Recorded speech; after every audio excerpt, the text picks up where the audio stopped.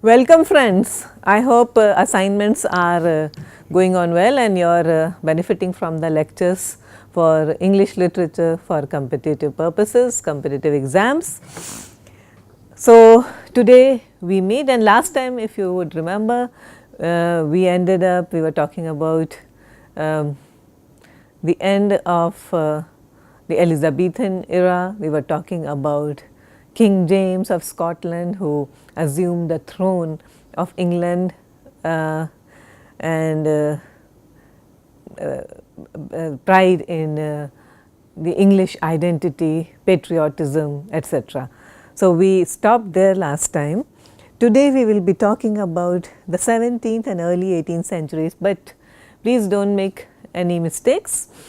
We are going to go back and forth with earlier era as well, because as I always keep telling you or reminding you that the Greeks, the Shakespeare, and there are other works, the canonical works that are always there. So, at least in the exercises that we do every day as part of this course, we will be referring to them. Okay, so do not get too disturbed about the fact that where are the questions which are exactly pertaining to these topics. I may ask you questions from earlier eras as well as from succeeding eras. Exercises always remain independent of the other topics that we discuss. As you can see, today we are going to discuss the accession of Charles I, then his execution, Charles II and his accession. We will be talking about touching upon the Restoration period. I will talk about Restoration drama at length in my next class, not today. We will also talk about the great Oliver Cromwell, one of the greatest Puritans ever. So, and Oliver Cromwell was related, if I should tell you now itself, to Thomas Cromwell, who worked during the reign of Henry VIII. We will also talk about another major event, the Glorious Revolution, and subsequent literature. Some of the luminaries are Addison, Steele, Swift. We will also talk about major novelists such as Fielding. Okay. So, there is something called rise of the novel as we know it today, and the people who contributed towards it. So, Fielding, Swift, Defoe, they are at the forefront, Samuel Richardson also. And then I will touch upon Carlyle before winding up today's lecture.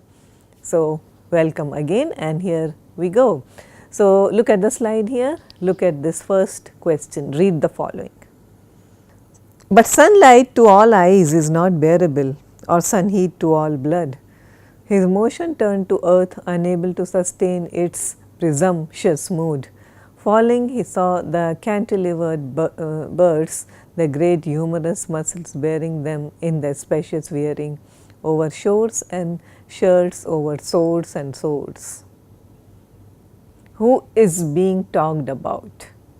A. Hector, B. Prometheus, C. Achilles, D. Icarus. Next, read the following. If we had not welcomed the arts and invented this kind of cult of the untrue, then the realization of general untruth and mendaciousness that now comes to us through science, the realization that delusion and error are conditions of human knowledge and sensation would be utterly unbearable. Honesty would lead us to nausea and suicide, but now there is a counterforce against our honesty that helps us avoid such consequences. Art as the goodwill to appearance. Your questions are: choose the correct response. A. Sigmund Freud, B. Friedrich Nietzsche, C. Jean-Paul Sartre, D. Immanuel Kant. Next one, answer the following. When was the first complete collection of Shakespeare's plays known as the First Folio published? The years are given: A. 1612, B 1616, C 1623, D 1632. Question 4. Identify the plays where these lines occur. They are all by Shakespeare. So, different plays of Shakespeare. First line, the ripest fruit first falls. Next line, this is from one play, identify which.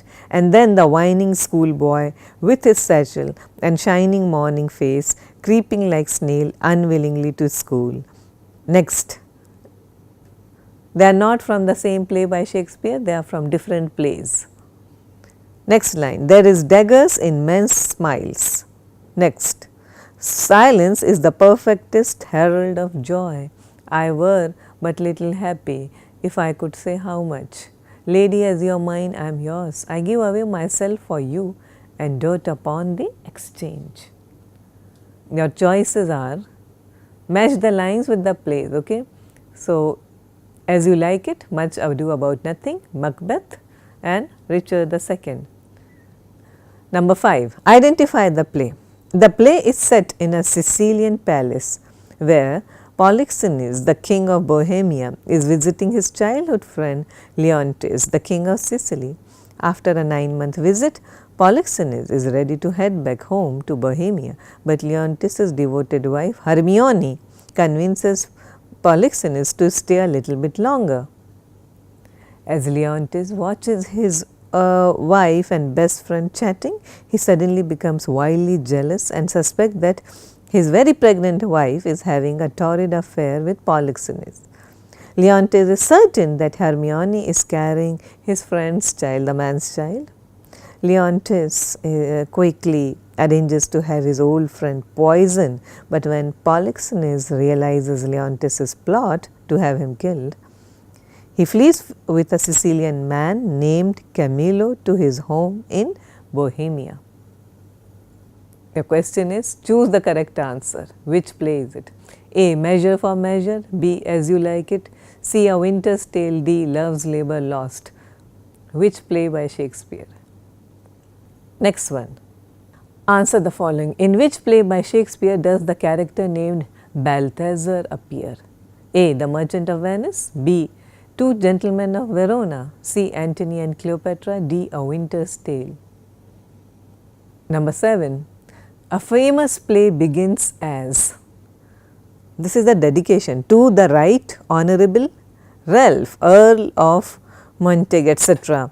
My lord, whether the world will arraign me of vanity or not, that I have presumed to dedicate this comedy to your lordship, I am yet in doubt, though it may be, it is some degree of vanity even to doubt of it. One who has at any time had the honour of your lordship's conversation cannot be supposed to think very meanly of that which he would prefer to your perusal. Yet it were to incur the imputation of too much sufficiency to pretend to such a merit as might abide the test of your lordship's censure. This is the way the dedication, the preface begins, a famous play.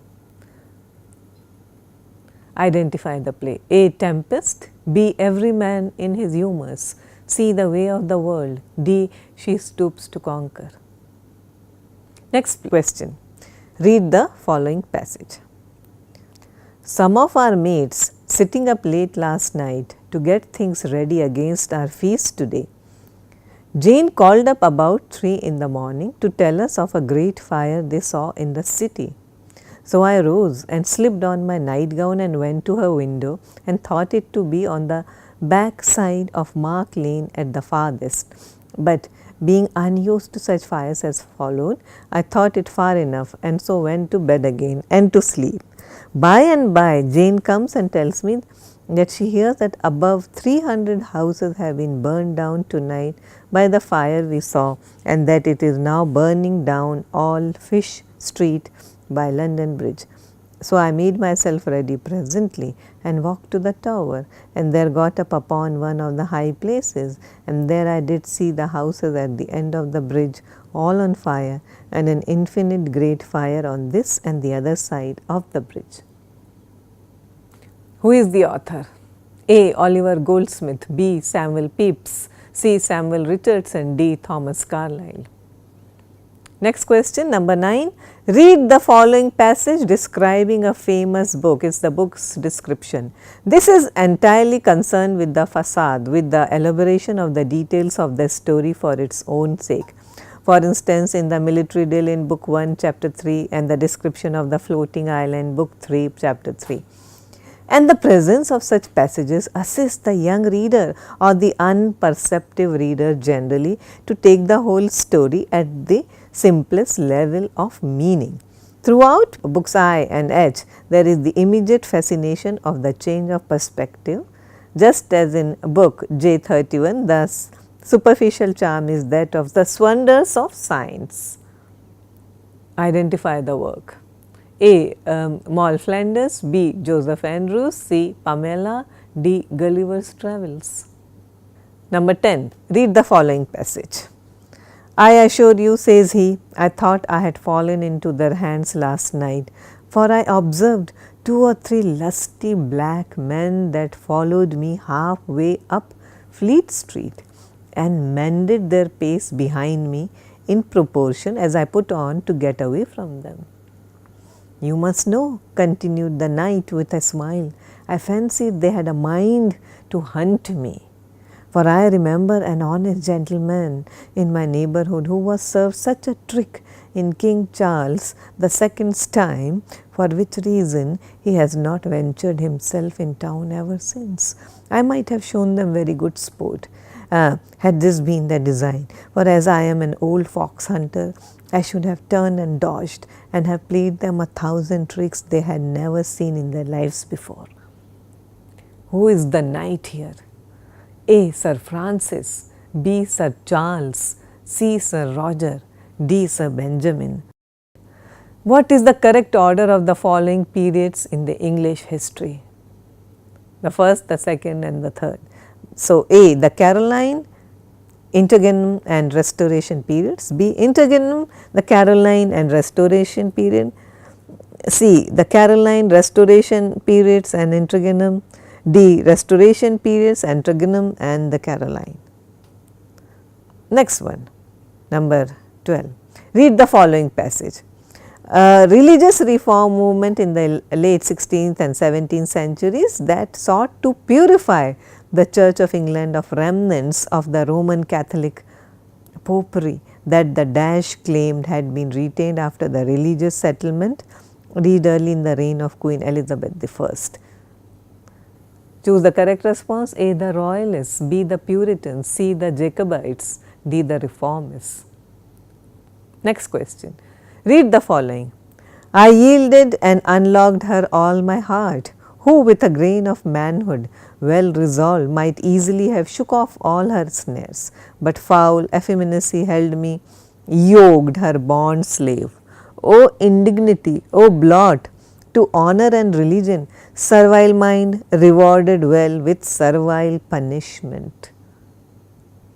Who is the writer? A. John Bunyan, B. John Milton, C. John Dryden, D. Alexander Pope. Next one, answer the following. Who gave us the term Carpe Diem? A. Horace, B. Longinus, C. Epicurus, D. Socrates. And the last question, answer the following. Eastward Ho in 1605 was a comedy by A. Webster and Dekker, B. Johnson, Chapman and Marston, C. Middleton and Chapman, D. Chapman and Dekker. There is a Westward Ho also, please look it up, Eastward Ho. And now let us discuss the answers. First question, the answer is D. Icarus. Second, literature and art and untruth and honesty, it is from the Gay Science by Friedrich Nietzsche. So, answer is B. And Shakespeare's first folio was published in 1623. 1623, 7 years after his death. Question 4. The ripest fruit falls is from Richard II, and then the whining schoolboy with his satchel is from As You Like It. There is a dagger, there is daggers in men's smiles is from Macbeth, and silence is the perfecteth herald of joy is from Much Ado About Nothing. Fifth one is answer C. Polixenes, Leontes, Hermione, A Winter's Tale. The answer to question 6 is A. The Merchant of Venice, Balthazar is a character from The Merchant of Venice, and 7th is C. The Way of the World, dedication to Lord Ralph. 8th is the description of the Great Fire of London. This is an event, it may occur in some form in one of your questions. Is the passage is from the Diary of Samuel Pepys, answer is B. And 9th one, description of Gulliver's Travels, D. The knight in question D is question 10 rather is Sir Roger, is from Sir Roger de Coverley Essays and Papers by Addison, published in Spectator. So, this is something that you ought to know, one of the best writers ever. According to Samuel Johnson, you want to learn good English, you want to write elegantly, start with Joseph Addison. The correct order is the Caroline, Interregnum and Restoration period. Caroline periods belonging to the two Charles.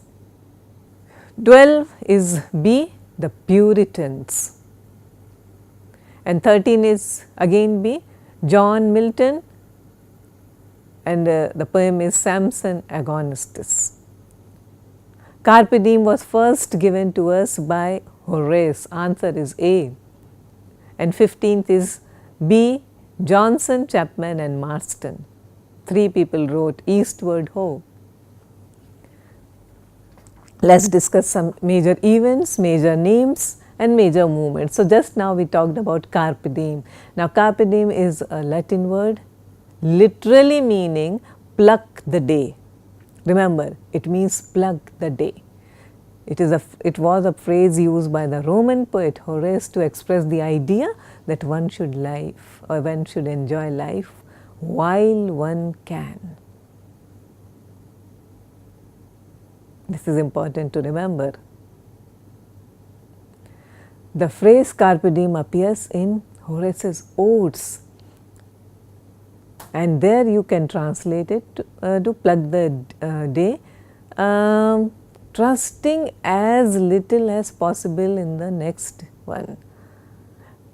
Now, generally or as of today, Carpe Diem has become better known by a less literal translation, seize the day. And this sentiment has been expressed in many literatures, but is especially present in the 16th and 17th English poetry. The most prominent examples, most prominent poets are Robert Herrick, okay, who wrote To the Virgins to Make Much of Time, seize the day, gather ye rosebuds while you may, and also Andrew Marvell's To His Coy Mistress. So, these are the Elizabethan poets, and you have to remember that. Carpe Diem, the metaphysical poets, you have to remember them and understand them, extremely important. Their simile, their imagery, the turn of phrases, and the other day we were using the term conceit, so you have to understand that. When I began today's class, I talked about Charles I. So, what is so important about this so-called Caroline period, 1625 to 1649, Charles I, and then followed by Charles II also. Now, Charles I was King of England, Scotland and Ireland. He had a major conflict with Parliament, resulted in the civil war within England, within the country, and leading to the king's eventual execution. So, his own people executed him publicly. It goes back to 1641, tensions increased, over who should command an army to suppress an uprising in Ireland. Charles attempted to have 5 members of the parliament arrested in 1642. That was the beginning of civil war. The royalists were defeated, the supporters of Charles were defeated by 1645 to 1646 by a combination of Parliament's alliance with the Scots and the formation of the new model army. In 1646, Charles surrendered to the Scots, who handed him over to the Parliament. In between, there was a period when he was in exile. He escaped to the Isle of Wight in 1647, and he encouraged the dissatisfied Scots to invade. There was a second civil war after that within a year, and another defeat for Charles. This time things were not so good. A group of radical MPs, member of parliaments, including Oliver Cromwell, they put him on trial for treason against the country.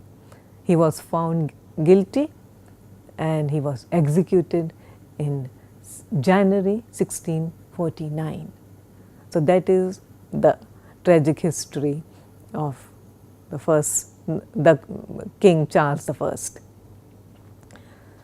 Charles II was King of England, Scotland and Ireland, who was restored to the throne in 1660. He was Charles I's son. He was the eldest surviving son of the executed King Charles I. He was 12 when the famous Civil War began. I would ask you to look up the Civil War, 100 Years War, okay, the War of the Roses. All these are important landmarks. They can be asked in any form. They do form a part of many of Shakespearean plays also. So, I would urge you to go through these events. It is not possible for me to revise each and every landmark event with you. However, I would ask you to go through it. So, when the Parliament emerged victorious, Charles II was forced into exile, and that was the period when he learnt of his father's execution. He did a deal with the Scots and was proclaimed king in 1650.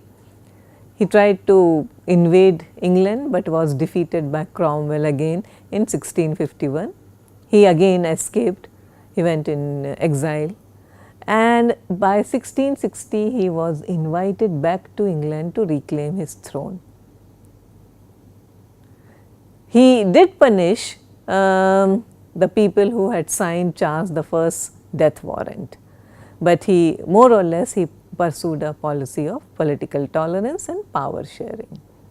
Another important or key player of this period is Oliver Cromwell, who lived between 1599 to 1658, an eminent English soldier and statesman. He was elected to Parliament in 1628, also in 1640.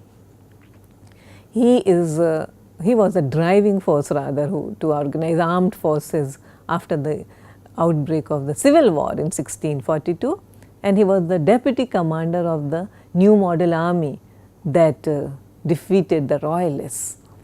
After the execution of King Charles I, Cromwell served in the Rump Parliament and set to reform the legal system, in part through the establishment of something called the Blue Laws. So, this is again something that you should know.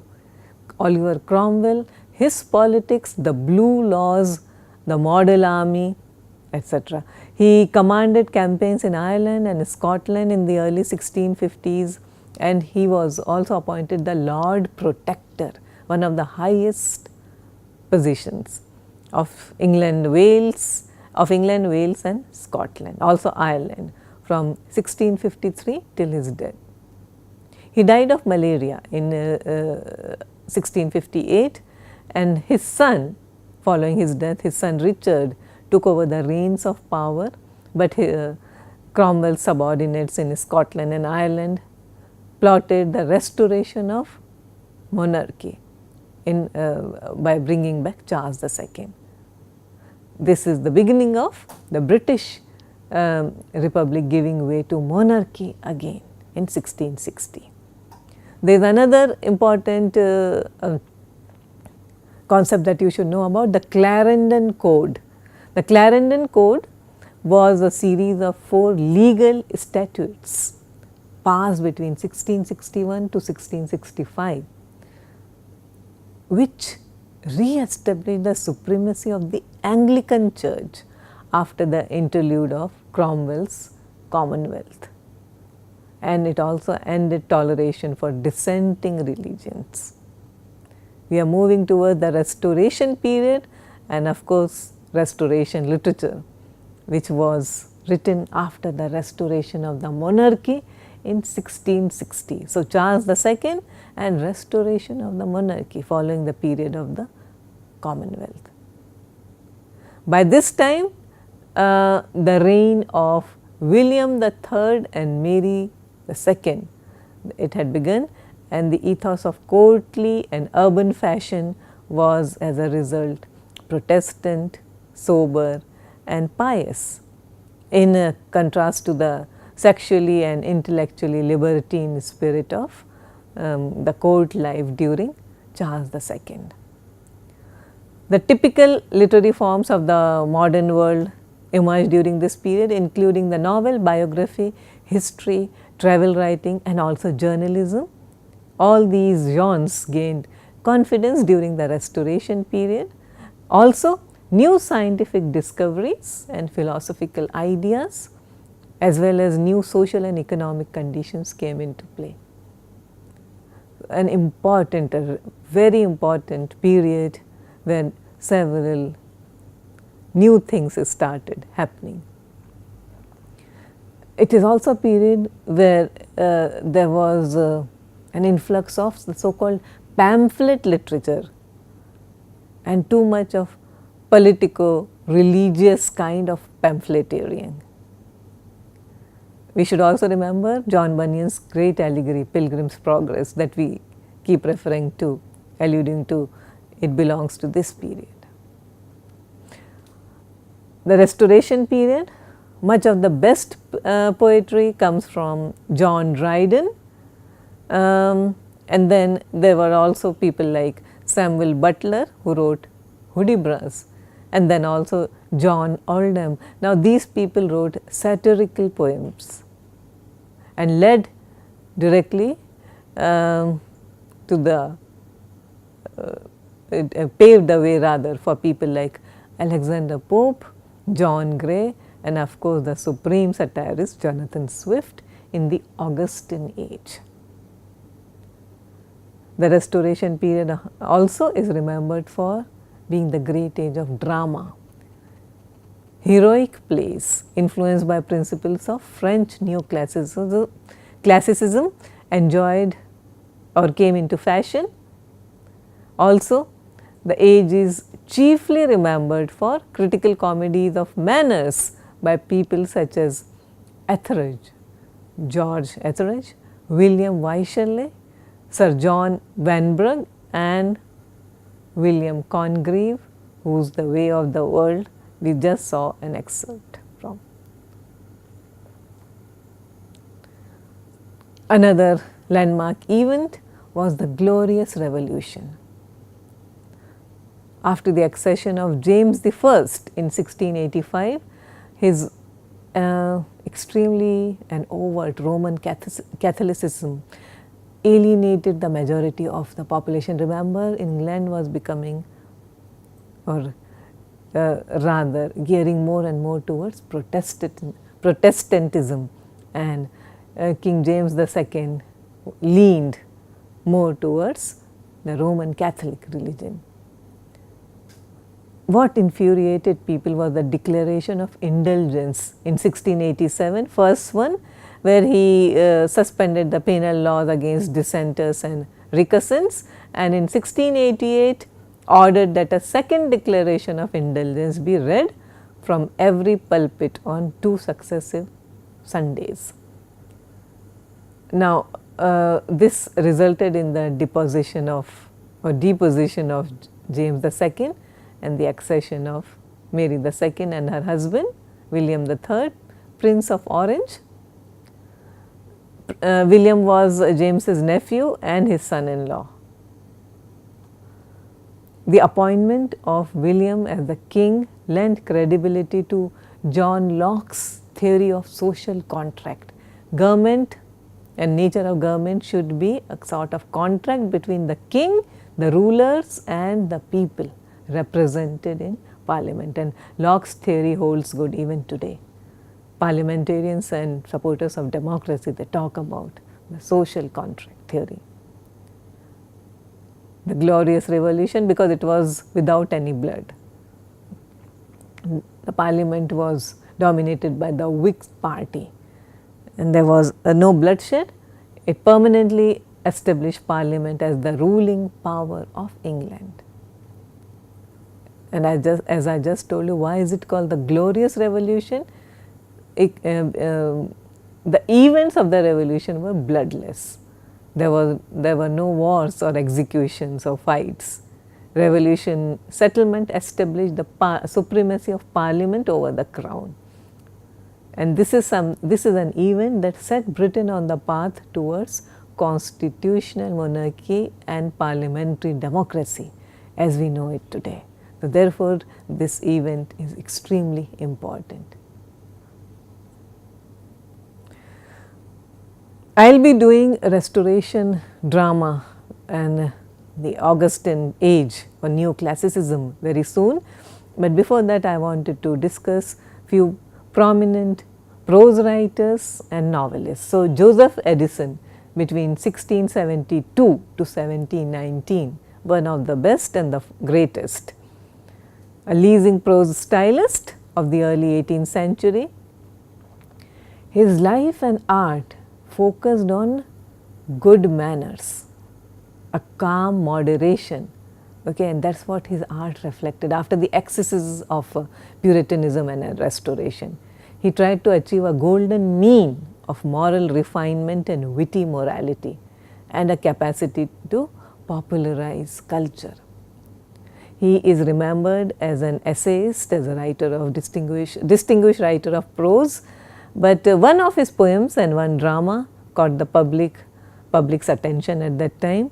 The Campaign, written in 1704, is a eulogy in heroic couplets of Marlborough's victory at Blenheim. So, the Campaign, and then there is a tragedy called Cato, C-A-T-O, in 1713, written in strict conformation to the unities, okay, unity of time, place and action.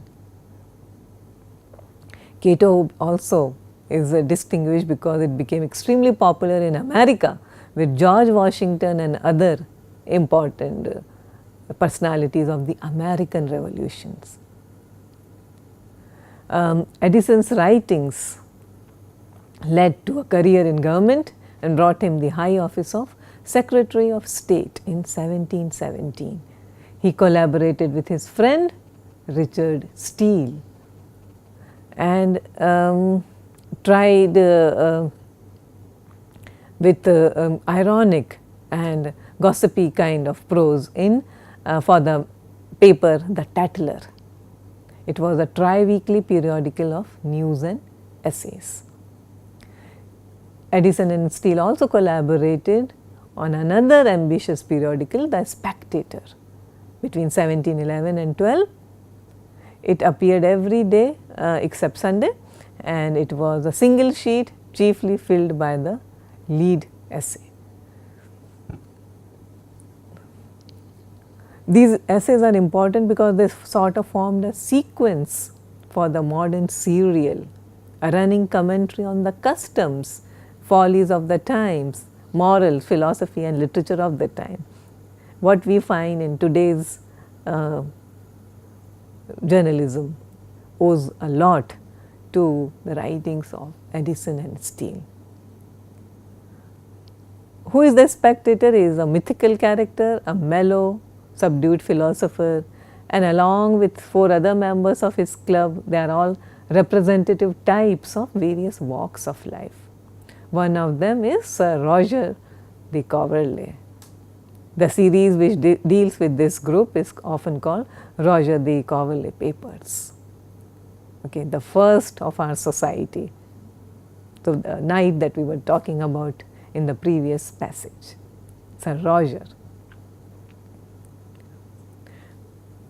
Edison, along with Steele, quote unquote, he found the model of a middle style between pedantry and garrulity, exact without apparent elaboration, always easy. These are the quotes that we attribute to them. And as I told you in the beginning, Dr. Samuel Johnson, the great lexicographer, he advises us that whoever wishes to attain an English style, familiar but not coarse, and elegant but not ostentatious, must give his days and nights to the volumes of Edison, highest praise indeed. So, that is Joseph Edison, and we move on to another worthy of that period, Henry Fielding, who lived between 1707 and to 1754. English novelist, his career is on the cusp of two major literary developments of the 18th century, decline of the drama, we will talk about why and when that happened, and the rise of the novel. Fielding, though, did write a comedy, The Miser, which is based on Moliere's play, and then he also wrote one satire of permanent appeal, which is called The Tragedy of Tragedies, or the Life and Death of Tom Thumb the Great, 1730, which is a sort of burlesque heroic drama. Two plays of political satire, Paskin and the Historical Register. They were principal cause for the Licensing Act of 1737. So, these plays sort of ended Fielding's theatrical career because there was something called the Censorship Licensing Act, and these two plays, Pasquin and the Historical Register, they led the rulers and the parliament to impose a stifling kind of censorship, and thus ended the theatrical career of Henry Fielding. Between 1739 and 41, he got out 3 issues a week of the Champion, a periodical in the tradition of the Spectator. He also devoted himself to the practice of law and the enforcement of the law. Okay, so, this is what he wrote a lot, and he also practiced law as a justice of the peace. An important work by him is Joseph Andrews, but he was sort of inspired in quotes by Samuel Richardson's Pamela, which was published in 1740, which where Richardson tried to idealize chastity, but ironically also ended up emphasizing the material rewards which accrue for the chaste young woman. Henry Fielding wrote a sort of satire called Shamela in 1741 and parodies Pamela by making its subtext very overt. That is, Shamela tried to tempt her seducer and led him into comfortable matrimony of sort. Some of you may find it misogynist, but that is the way it is. In 1742 comes his most memorable work, Joseph Andrews. He began it as a parody of Pamela. Pamela's virtue is transposed to her brother Joseph, but gradually expands into a very broad comic narrative. There is also the character of Parson Adams, who is an idealist, but he is very inconsistent. In English fiction, of course, Joseph Andrews is the first to bring about a number of memorable characters and memorable situations. he sort of experimented with something called the comic prose epic, and was influenced both by the styles of very different styles of Odyssey as well as Don Quixote, and therefore the importance, the significance of Joseph Andrews. Fielding's next work was Jonathan Wild, published in 1743. Ostensibly, it is about glorification of a famous criminal, by ironically showing us that the greatness we admire in distinguished characters of history is not very different from the moral quality of successful criminals. He also wrote the famous Tom Jones in 1749, which was neither a literary satire nor modeled the story to a there was no modeling of the story to a particular theme, but he let himself go with a kind of exhilaration that was quite new. He gave himself a freedom. It is a very unified story. It has a wide range of humor and social satire. His last novel was Amelia. It deals with the trials and tribulations of married life instead of the trials of lovers.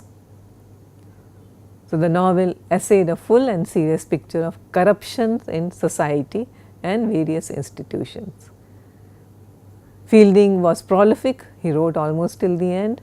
In his journal of a voyage to Lisbon, it was published posthumously, and he wrote about with great interest and with insightful observation about the world he saw there. Daniel Defoe is another important writer of the period, and one of his greatest works, or greatest work of any period, is Robinson Crusoe. It was published in 1719.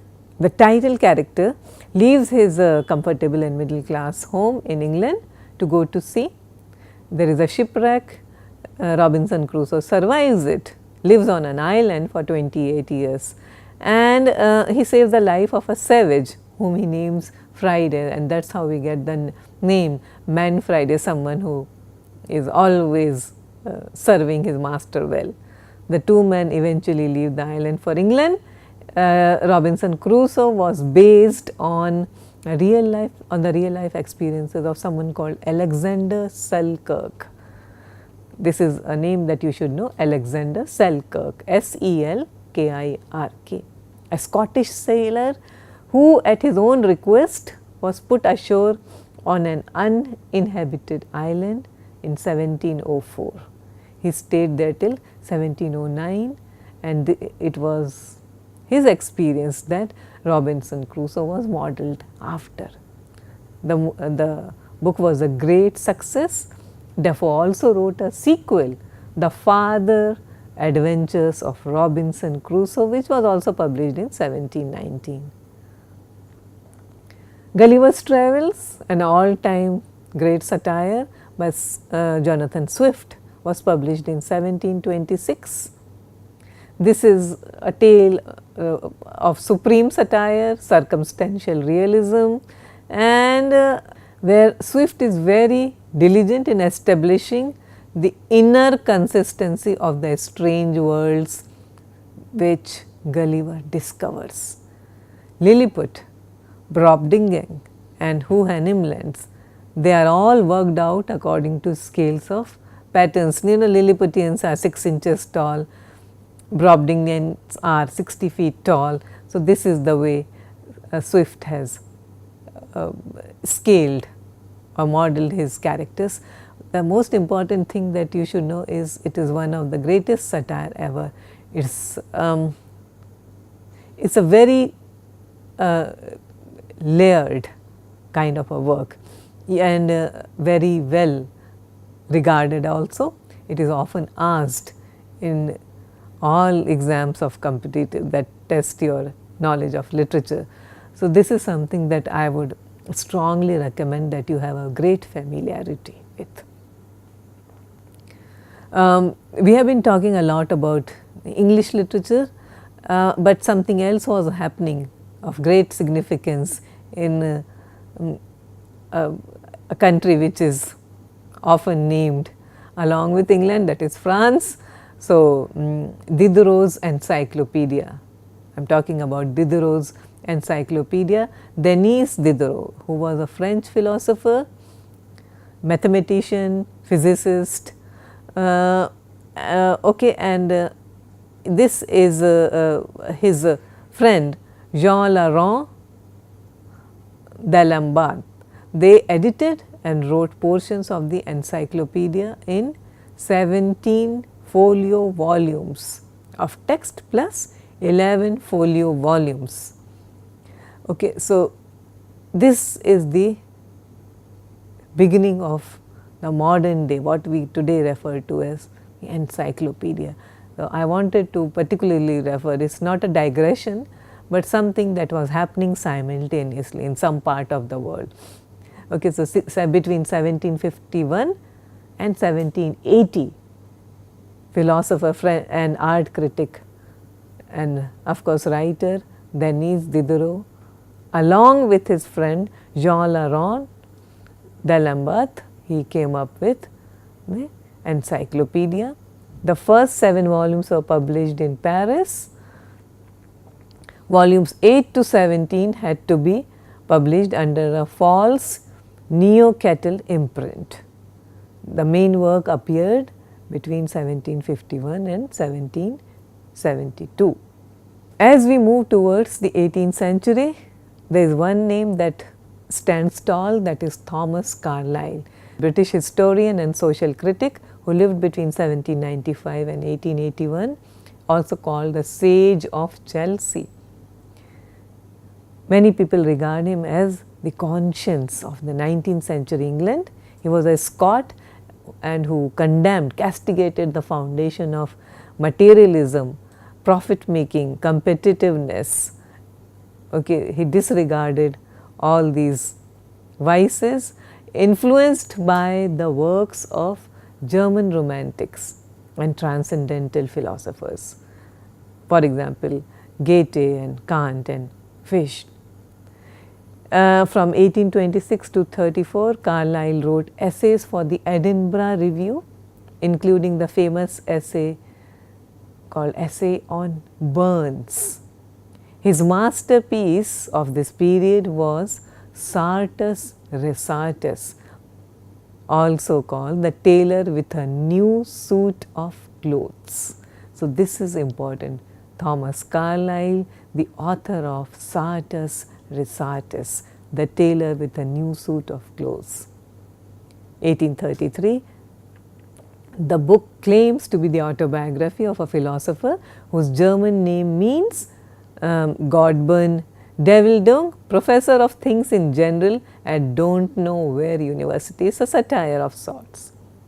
Satire, as you would understand, was something a very important feature of all great works of literature of that period, the period that we have today talked about, the 17th and the early 18th century.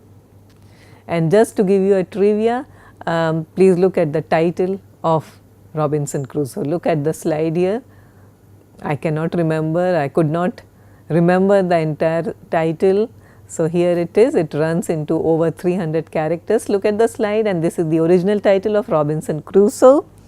The life and strange surprising adventures of Robinson Crusoe, of York mariner, who lived 28 years all alone in an uninhabited island on the coast of America near the mouth of the great river of Oronoque, having been cast on shore by shipwreck, wherein all the men perished but himself, with an account how he was at last as strangely delivered by pirates. And before winding up, I would like you to take a look at this particular video. It's on Swift and Gulliver's travels. Thank you very much.